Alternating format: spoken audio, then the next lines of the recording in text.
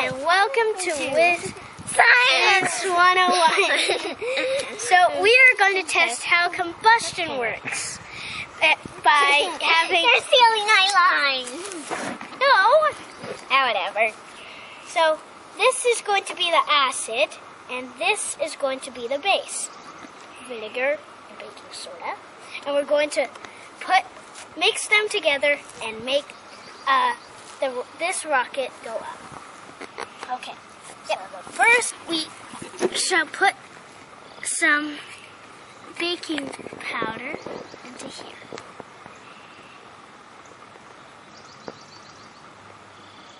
That's right.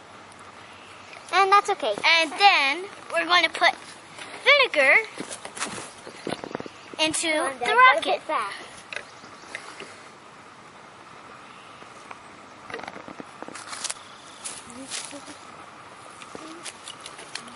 We have a rocket right here that's full of vinegar, as you can see.